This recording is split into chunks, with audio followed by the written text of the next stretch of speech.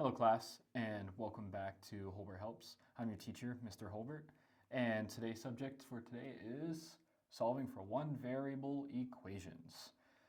For the record, this is more of a pre-algebra skill, however, it is a good skill to have, so I will be going over this topic in two videos. This first video will be a bit easier, and the next video I'll show some tips and tricks about how to solve them. And I highly suggest that you watch both of them, as I have seen plenty of students struggle with this idea. Okay, so to get started, we have this problem over here. If you look over here, it is x plus 3 is equal to 15. So before we even get started, what does it mean to solve for a one variable equation? What we're looking for is we want to get our variable, in this case it is x, all by itself on either side of the equation. We want it completely isolated and on its own. And we know that this is a one variable equation based off the fact that we only have one type of variable. In this case, it is x. So how we're going to solve this is we're going to move things across the equal side to the other side. And how we're going to move it across the equal sign is by doing the inverse operation of what is currently happening. So if we look over here, we want to isolate our one variable to solve for it. And right now it has a friend. In this case, it is a positive 3. Since we are adding this 3 in to move it across, we need to do the inverse, which in this case is subtracting the 3 over. We subtract that 3 over, these cancel out, and I have x is equal to 12. Okay, after that first step, we're going to take a second and pause, and we're going to check and see, does x have any friends beside it at all? And the answer in this case is no, it doesn't have anything. So we're actually done already. Our x is equal to 12. Right here is our answer. Now this was a simpler example. We only had to do one step to be able to solve it, but it does illustrate this idea of you want your variable isolated. Now, let's say that I isolated this variable, but I'm not too sure. 12 seemed a little bit too easy. How you can check is you can take this number and plug it back into your original equation.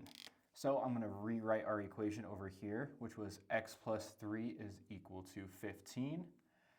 And we found our answer was 12, and if I want to plug that in, I need to replace our x with what we got as our answer. So we got 12 plus 3 is equal to 15.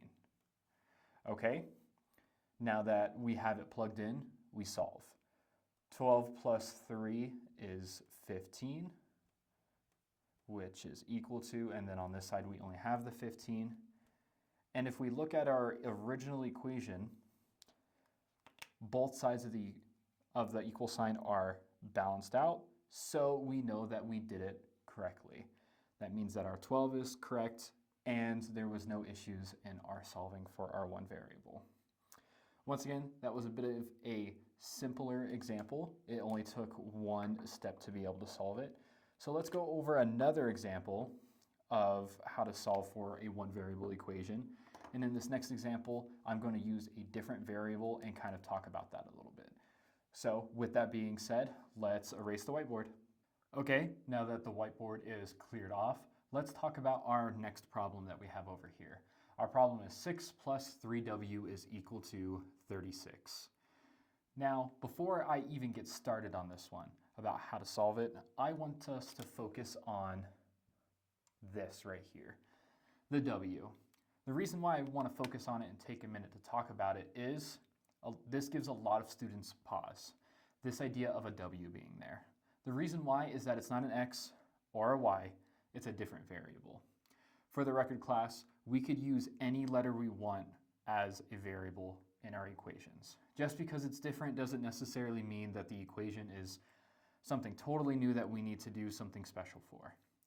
There are some special cases as you get further along in math, but as for right now, if I change the variable, No worries, solve it how you would if it was x or y or any other example. In this case, I chose w, and let's work through this one together as well. Same idea, name of the game is isolation. I want my variable all by itself on one side of the problem. If we look here, it no longer only has one friend, but it now has two friends, this 6 and this 3. So I need to move both of those across the equal sign to the other side. And we're going to do the inverse.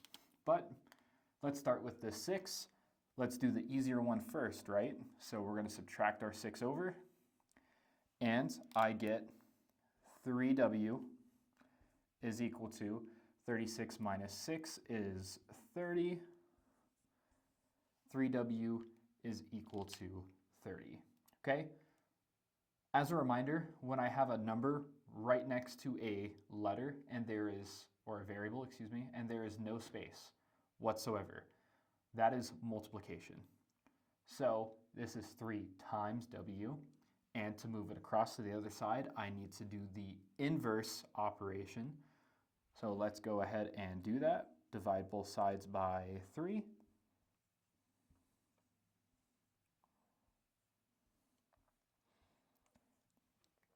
And I get a final answer of w is equal to 10. Okay. This one was a two-step problem. We had to do two separate things. We had to subtract, and then we had to divide to get our variable all on its own. Once again, class, just because it is a different variable does not mean that there is anything special that we need to do for it, anything strange, anything like that. So with this second problem done, we're going to move on to another problem. And this one's going to be a little bit more difficult. For the next one, I suggest you try doing it yourself first. But with that being said, we're going to clear off the whiteboard and continue. All right, class, we have the whiteboard cleared off now, and we're going to be moving on to our next problem here. Here we have 7r plus 10 is equal to 2r minus 15. First, let's talk about the fact that there are two different cases of r, a 7r and a 2r. Class, that is still a one variable equation. This gives a lot of students pause as they see the two different r's and they're like, this is more than one variable. As a reminder, at the start of the video, I mentioned how it is one type of variable. We have the same type on both sides, so it is still only a one variable equation that we can solve for. Now, since we have a variable on both sides of the equation, we can just pick a side that we would like to move everything to. I'm going to do this side to make it a little bit more challenging, a bit different. I know a lot of students prefer to do this side, so I'm going to mix it up a little bit and just do a different example. But it does not matter which side of the equation you solve the variable for as long as you completely isolate it on its own. So let's get started with this one. Once again, let's start moving our variables over first. So I'm going to subtract this 7r over, subtract our 7r over. And to keep good habits, let us write the equation as it was, or so we're solving it.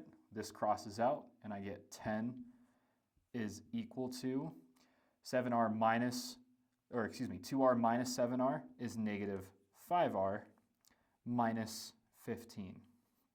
Okay, getting a little bit low on the whiteboard, so I'm going to rewrite it over here. 5r minus 15. Okay, so I just rewrote this over here, and we're going to continue to solve for it. So now my variables are all on one side, so I need to move my constants all over to the other side. Right here, our r still has a friend, negative 15, so let's move that over, plus 15. As a reminder, we are doing the inverse of the operation to move it across the equal signs. These cancel out, and over here we get 25 is equal to negative 5r. Okay, almost done. R only has one friend left. In this case, a negative 5. There's no space here, so it is multiplication. multiplication. Okay. Please keep this in mind that no space, multiplication. Okay. So let's divide this -5 over. Divide the -5 over. Okay. I get -5 as 25 divided by -5 is -5 is equal to r. And here is our final answer because r is all on its own. It has no buddies with it, no friends, nothing whatsoever. Okay. With these ones that are several steps, I highly suggest you go back and you take your answer and you plug it back into your original equation for all variables and solve just to test your answers. I'm not going to do it for this one, but for our last problem, I will go over it. So I'm going to do one last example where it's going to be a bit crazier, and after that, we'll call this lesson over. So with that being said, let's clear off the whiteboard. All right, class, now that the whiteboard is cleared off, we have this new problem here. 10x plus 14 is equal to -7x plus 2x minus 4. A lot going on here. Now, I would like you to pause the video right here and try and solve it on your own first. Then resume the video and see if we get the same answer. Okay? Now, let's go through solving this one. Once again, name of the game is isolating the variable. In this case, we have 3 separate x's. We only have one type of variable though, so it's still a one variable equation. And we're going to isolate it on one side. Okay, our first step should be, if we look here, we have x's on the same side of the equation. They are like terms. Since they are like terms, we can combine them down together. So over here, we're going to have 10x plus 14 is equal to, okay, -7x plus 2x. That gives us -5x. So let's write that here, -5x minus 4. All right, let us continue. We're going to move our variables all to one side. So I want to add this 5x over, add our 5x over. These cancel out, and here I get 15x plus 14 is equal to -4. Okay, we're running out of room a little bit over here, so I'm going to come over here and I'm going to rewrite this problem exactly how it is. So I get 15x plus 14 is equal to -4. Okay, now our x still has friends over here. So once again, let's start with the easier one and subtract a 14 over. So these will cancel out and I get 15x is equal to -18. Okay, and we have only one last friend left, 15 being multiplied to our x, so we're going to divide over our 15, and we'll get x is equal to -18 divided by 15. Okay, there's our answer, or we can simplify it to x is equal to -6 over 5. Okay. I wanted to go over this example because our final answer is a fraction. Bit scary, right? I know, I can't tell you how many times I've seen work and it is just beautifully done, so well done. And the student will get to the end and they'll get a fraction and they'll second guess themselves. As a reminder, students, fractions are okay as answers, perfectly okay. There's nothing wrong with this. If you are really doubting yourself, you can take this, bring it back over here, and plug it in. So here we got -6/5, and if you aren't that comfortable with fractions, which if you aren't, you should work on it, but we can rewrite this as a decimal if we would like to. Excuse me, -1.2. That would also be acceptable as a final answer. Okay. Now that you've gotten to this part and x is completely isolated, once again, if you are second guessing yourself, please feel free to take this and plug it back in. I will go over an example of me doing that in just a minute, but if you trust my work or trust your own work, if you got to the same answer, then this is the end of this lesson.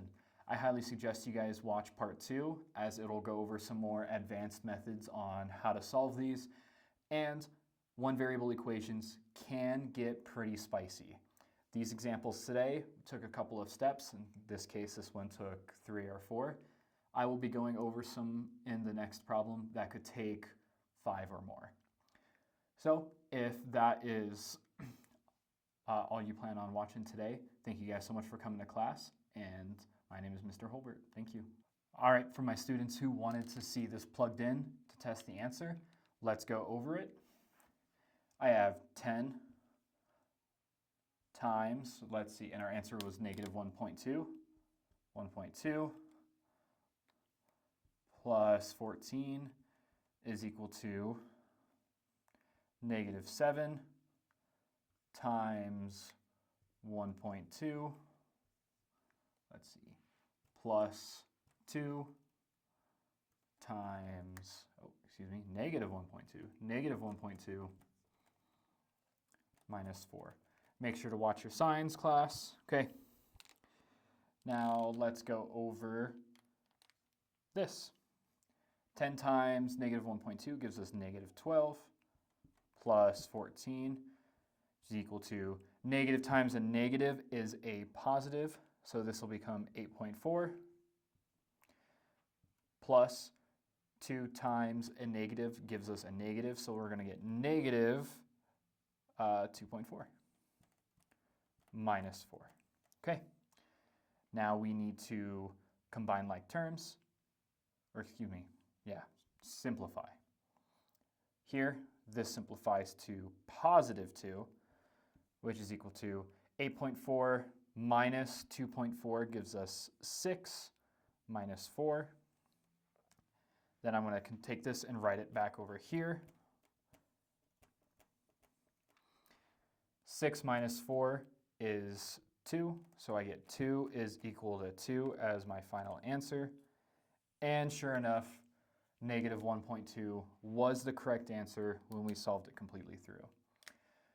As a reminder, if you got to this point and you plugged it in and you got a different answer at the end, it didn't end up working out, make sure that you're following PEMDAS when answering these, when solving them.